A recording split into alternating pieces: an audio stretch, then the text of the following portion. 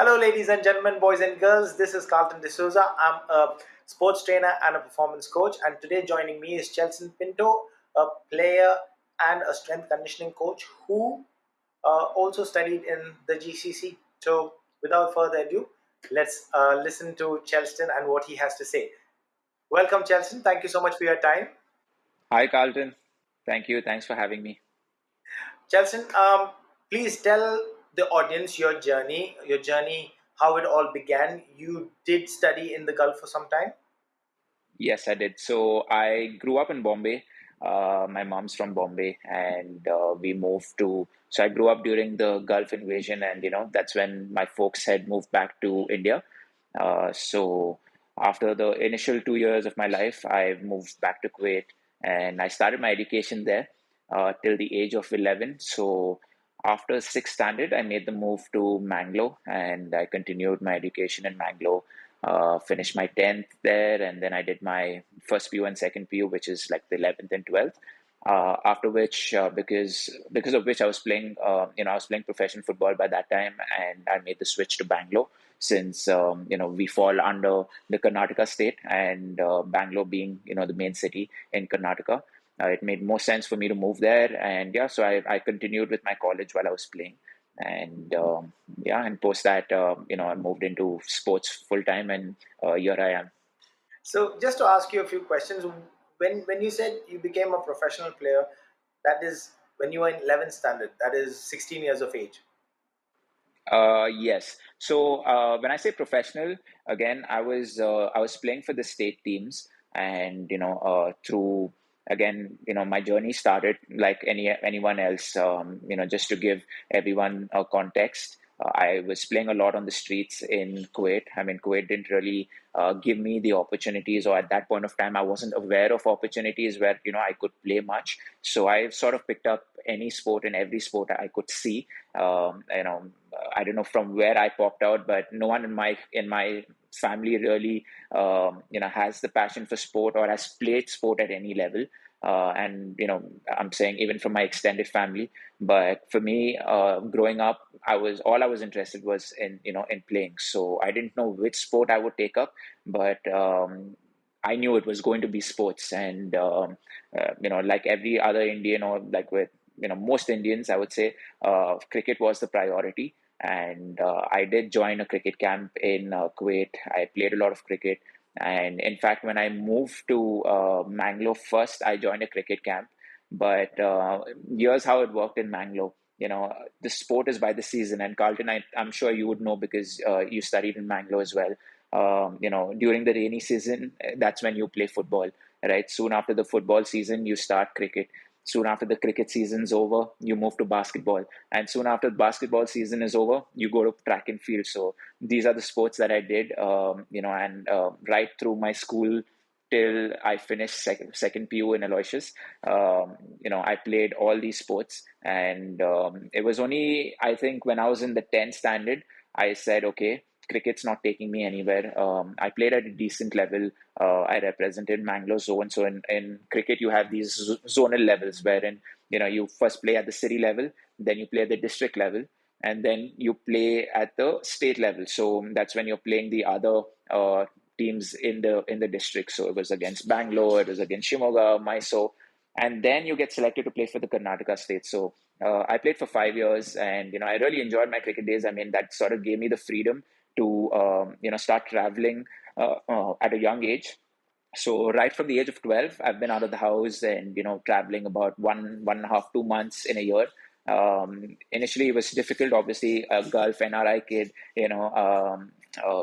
just being out there with the other local talent. But I think that really sort of taught me a lot of things, just in terms of teamwork, to be independent, to be able to gel around with people, and sort of help me with my skills as a person as well. And that made my transition to football a real sort of a lot easier, I would say. So when I was in the 10th, I decided that, okay, cricket's not really taking me anywhere, so I'm going to move and move into football, because I had the physical capabilities to play football. I was really quick, I was a tall kid, And at the school level, I was scoring a lot of goals, and I said, okay, maybe if I get an opportunity, I should take this up in the future. So that's how it all started. Yeah. How did that work? How did that work with your parents? Well, see, to be honest, my parents always thought that I was still playing on the street. I mean, that's how I started playing in Kuwait. When I say in the street, we stayed in a small building, and there were about 6 or 7 buildings close to each other. And I was like the ringleader who sort of said, okay, all the kids from every building come to this building at this time, and then we're going to play this sport. So, I sort of played so many sports that when I played that one sport, I had a lot more awareness and capabilities physically, which sort of helped me. So making that transition from cricket to football wasn't too difficult. Like I always knew that, okay, I wanted to stay in sport no matter what. I tried my heart out in cricket. I felt the competition was too much and I wasn't good enough. And I accepted that at a young age. It was really difficult for me initially to say, okay, why am I failing? I went up to a certain level and I was doing well, but how do I move up and play for the Karnataka state? I gave it 5 attempts and it wasn't working. So I said, okay, football was really taking me places in the city. I was probably one of the youngest players to play the football league and to start scoring goals as well. I was playing at the age of 14 and a half. I played my first Manglo football league. I think even you must have played with Aloysius. So I played with a team called Bolar Brothers, which was a very local team owned by the fishermen. So that sort of gave me some confidence to say that, okay, maybe I have a career ahead. And even if I didn't, I really enjoyed playing. So my parents had not really had a clue about what level am I playing. For them, it was just like, okay, this guy's playing, he's going out to play. So yeah, that's what it was from their perspective. Then how did this go hand in hand with your studies, Chelston? Well, here's another thing. Like to my advantage, I was never good in studies, and to my disadvantage as well. Um, my parents didn't really have high hopes on me in terms of studies, but they were obviously, being parents, they were sort of worried about, okay, if sport doesn't work out, then what is he going to do? And for me, I think as a kid, I always gave them that extra bit of comfort, saying that even if it doesn't work out, I'm still going to do something in sport. But when they asked me what in sport, that was too much detail for me to process back in that time. So right now I can say that, okay, I didn't really know what I was saying at that point of time, but growing up, I have said the right things because I always knew that there was just one destination, it was one goal, right? Yes, I didn't have the avenues. I had no clue how to move up the ladder. Starting off in the Gulf and then moving to a small town like Manglo. The streams to move up were very limited, but I knew that, okay, no matter what hurdles I face, even at that point of time at a young age, I was so addicted to sports and the adrenaline and the energy and just teams and being around people and athletes that I made up my mind, like this is what I want to do. And my parents sort of started taking a backseat then, but I knew they were always worried. And you wouldn't believe, when I passed my 10th standard and I moved to the 11th, obviously, and they were relieved that, okay, one hurdle is done. Now, what about the second? Okay, so my 11th was really smooth. I played my best football in 11th because I didn't have that additional pressure at home, the pressure to perform in my studies. Luckily for me, yes, I didn't fail too many subjects, but I didn't do too well either, So it was a task to balance it out because for me, passing my exams was to satisfy my parents, right? So they don't ask me too many questions about playing. And back when we played Carlton, we weren't paying to play. So I wasn't asking them for money. I wasn't asking them for too much. I mean, yes, we needed to buy we needed to buy a cricket kit or we needed to buy football boots, and that was the only expense. And then we survive on that for 2 years. If something happened, we'd find a way to stitch it up and live with it. So from a financial point of view, they weren't troubled as much, and so that sort of helped me in a bit. But yes, as per the awareness level, they weren't sure or they weren't really aware of what level I was playing. There was this time in Mangalore, I was playing this inter-college match this was when I was in the 12th, and I was the captain of my team. And it came not really in the headlines, but it came in the newspaper that, okay, Chelston Pinto scored a hat trick in this game. And so somebody from my family read it, and they asked my mom, "Whoa, your son's, he's scoring goals and he's playing." And so my mom was surprised. She was like, "Oh, he's scoring goals. How come it's come in the paper?" So I said, "I'm playing for my college team, and this is what's happening." So my mom decided to come for the next game, okay, without telling me. The communication about sports wasn't very open at home. I just liked it to be that way because they didn't really understand it, and I knew where they were coming from. I mean, somehow at that point, I knew my dad was working really hard, my mom was working really hard, and I sort of cultivated that hard work from them. And I didn't really want to stress them out, saying that, okay, I don't know where I'm going, but I'm going and doing this. So I kept the communication at home about sports very limited, but at the same time, I followed it with passion. So the next day, my mom comes, she comes to the ground with my sister, and it happened to be a match, a semi-finals match, if I'm not wrong. And there were a lot of people. And back then in Mangalore, it's a small town. So, the full school comes and supports you. And you have these local areas, people just coming in to watch football. And it's a beautiful feeling to play there. So, and this is where I was sort of seasoned. I've been playing there now for 4 or 5 years. And, I really enjoyed that vibe and the adrenaline and, everything that came with it. So I was leading my team, and we were 1-0 down, and I could see like my schoolmates getting animated, and we were quite a good team and favorites to win.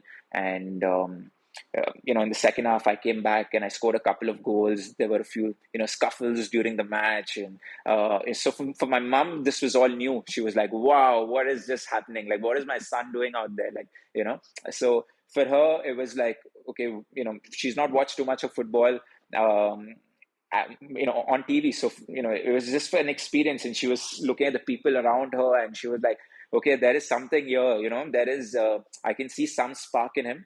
And so I finished the match, and, I was walking back, and she could see, people saying, okay, well played, congratulations. And, I sort of saw her during the game. And soon after the game, she just walked away with my sister, and she went home, acted like nothing happened. And, I went home maybe a couple of hours after that.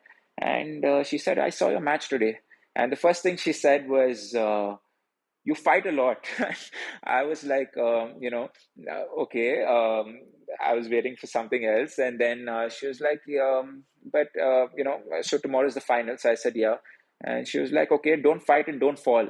So those were the two sort of like advice that she gave me. But I think, we've never really spoken to it. But I think that one day where she saw me, by then I wouldn't say I developed as a footballer, but I was playing 4 years. And, I was really confident as a young guy there. And, I trusted my abilities, and I trained really hard for it. So, I enjoyed every bit of it. And, now looking back, I know that sort of, my mom sort of thought that, okay, maybe this guy has something in him, let's not question him anymore. So, so that's what happened. And after I finished my second PU, I got into the sports quota into a really good college in Bangalore. And for her, that made her day. I mean, that made her year, and all the years of me not being home, of my parents not knowing where I am. One thing good was I was sort of rebellious in, to go out and play. And I used to have, sometimes I used to play these five-a-side games, which used to happen like really late at night. But somehow when they used to see me in like sports clothes and dirty, and with my football boots full of mud, um, they sort of, yes, they didn't really appreciate it too much, but they never really said, okay, don't do it. So that's why I think, I'm very thankful to them for this, that they allowed me to just pursue my passion without really knowing, okay, where this is taking me. So yeah, that was their mindset. Yeah. Chelsea, teenage years are very difficult, especially when it comes to the 10th, 11th, 12th, because of the exams, choosing a career, choosing your pathway. What gave you that determination? I know you were constant and consistent on becoming a sports person or anything in sports. So what gave you that determination to stick to it? Yeah. Uh, so Carlton, I would say, you know, again, because I'm a coach as well, and today I have a lot of youngsters, wanting to play sport because they see it so much on TV, and sometimes it's just that their parents really want them to play it, young parents, who really want to push their kids towards playing, and a lot of parents as well ask me about this as to, um, how can he make it big, or what's the sort of way for us to say, okay, now he has 10th standard exams, or if he has 9th standard or 12th standard exams. For me, just one thing, Carlton. Okay, you expose your kid to the sport. All right, you expose your kid to the sport, and then it's all your kid, right? The child needs to decide, right? It is inbuilt. I can't tell my child that, hey, listen, you need to be serious in this sport, right? I can't tell my child, this is the amount of money I'm spending on you, so you better do well. That is just too much of pressure for a child to absorb, right? He's still too young, or she's still too young, right? But if you can see that spark in them, okay, if you can see that willingness, that dedication, right, then I would say, try and do everything possible to encourage them. But studies is important. I mean, that's something that I would always thank my parents. I've always had that thought of, maybe, what if I don't pursue my studies and just play? I'll play till I, sort of make it. And if I don't make it, I don't have a backup, right? But if you can study, you always have something to rely on. One thing about sport is you don't know what will happen tomorrow, right? With injuries, this is how life goes for a sportsman. You can be at your peak and earn, crores of rupees, but one fine day something happens, that crores of rupees is just not enough for you to survive, because you've lived in that high. You cannot go below that. So that's something I always tell, people, young players that I play with, or the youngsters that I sort of coach, or even young parents who come to me for advices. Please continue studies no matter what. Sometimes there are parents who encourage so much that they say, okay, maybe studies can take a backseat. But for me, my advice would be, no matter what, continue your studies at least till your plus two, that is your 12th. At your degree, you can still take a break. But again, if you can pursue your studies continuously, then nothing like it, because there's always something. Because even if you're going to become or turn a professional player, your career max to max these days is 15 years. 15 years if you do wonderfully well in your career. And post that, you still have to rely on something. And if it's not coaching, then you need to rely on what you studied, right, to move past your retirement age in sport. That is true, Chelston. Just want to ask you. I mean, there were a couple of questions. I'm gonna ask you this question about. You said you can always facilitate the child or encourage them to play, and and it depends then again on the child. So I'm going to ask you this question at a later stage. But before that, uh, I completely agree with you with the backup. 100%. That's what I'm for. I mean, at least it's my personal opinion. And while growing up, I know for sure that in Mangalore we did not have certain kind of courses for sports as such. But what was your backup? Because I went and pursued my degree in completely on something completely different. What was your backup? What did you do in order to just have a safety net? So for me, sport dictated my life, even like at a really early age. So the reason I took up the course that I took up in 11th was that was the only course available for sort of sportsmen who wanted to pursue playing, right? I couldn't really go to a science background, because in science you require a certain amount of attendance, and you have to sort of be there for your lab sessions. And really, I didn't have the brain for science, so I just followed the pack. Majority of the people were going towards commerce, and I did that. I was not passionate about it, but I did it. I managed to clear my 12th, and post that, I was already playing for the Karnataka state junior teams, and I had an offer to move to St. Joseph's in Bangalore, which was a pretty big and difficult college to get in. And fortunately for me, there was a sports quota selection that happens every year, wherein the best of the lot gets picked up, and I made it through that selection. And again, Joseph's was a commerce college, so I did my BCom just because of that. Now again, sport dictated it. They allowed me to play. They gave me attendance. They really supported me. And to be honest, that college sort of drove me as an individual, because it sort of taught me that, at least from the people I've met there, and the encouragement they gave me in sport, it made me realize that, okay, there's always going to be a backup. I was learning life skills there. I was sort of becoming a leader at a young age, and I really enjoyed that. So, leadership to me came, again, like I said, from a young age because of team sport. And I loved the additional responsibility. I mean, I love being under pressure. And just generally, I like to try. I mean, I like working under pressure. I mean, I think it brings out the best in me. So, my education route was dictated by the sport. And once I finished my 3 years in Joseph's, was when I said, okay, I think right now I have enough of an education background, and this is where I look to do something that I'm passionate about. In football, you never know, or in any sport for that matter, you never know, when there's going to be a downtime, right? So again, in college, to be honest, maybe I was playing decently, but I had not reached my maximum potential yet, I would say. Um, I realized by then I wasn't the most gifted player coming from a small town. Yes, I was, standing out there, and the confidence of me playing there when I was coming back here, I was thriving in that confidence. But when I was actually playing in a big city,